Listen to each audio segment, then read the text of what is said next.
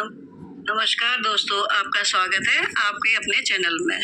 पिछली वीडियो में हमने जाना कि श्राद्ध क्यों और कैसे किया जाता है। आज हम बात करेंगे श्राद्ध से जुड़े कुछ खास प्रसंगों, मान्यताओं और उन बातों की जिनका पालन करना बेहद जरूरी है। तो आइए शुरू करते हैं। गरुड़ पुराण के में वर्णन आता है कि राजा करण जब स्वर्ग गए तो उन्हें सोने चांदी के महलों में तो जगह मिली, परंतु भोजन नहीं मिला। जब उन्होंने देवताओं से कारण पूछा तो ज्ञात हुआ कि जीवन भर उन्होंने गरीबों को दान तो दिया, लेकिन कभी अन्न दान नहीं किया।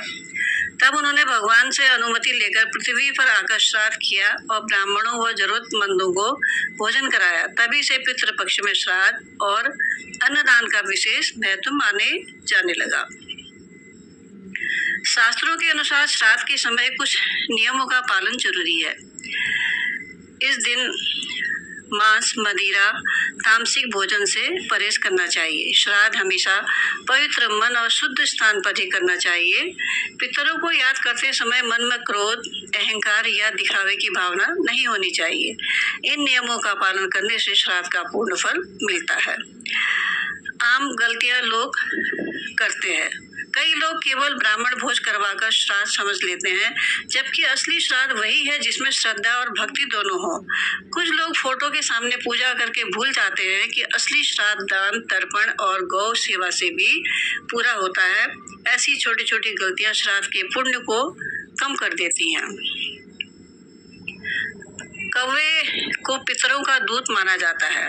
कहा जाता है कि जब श्राद्ध के भोजन को कौवा ग्रहण कर लेता है तो इसका अर्थ है कि हमारे पितर प्रसन्न हुए हैं।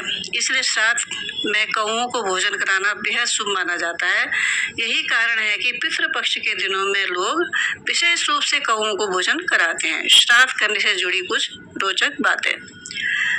महाभारत में कहा गया है कि श्राद्ध करने वाला व्यक्ति अपने पितरों को ही नहीं बल्कि अपने आने वाली पीढ़ियों को भी सुख समृद्धि का आशीर्वाद दिलवाता है।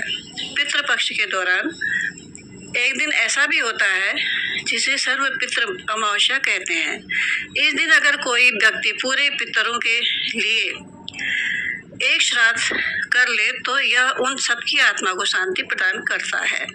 ऐसा भी माना जाता है कि श्राद्ध केवल कर्मकांड नहीं बल्कि अपने पूर्वजों के प्रति प्रेम और सम्मान व्यक्त करने का एक अवसर है।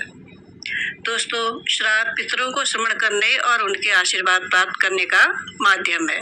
कभी कभी हम सोचते हैं कि ये केवल एक परंपरा है, लेकिन सच्चाई ये है कि हमारे रूट्स से जुड़ने का तरीका है।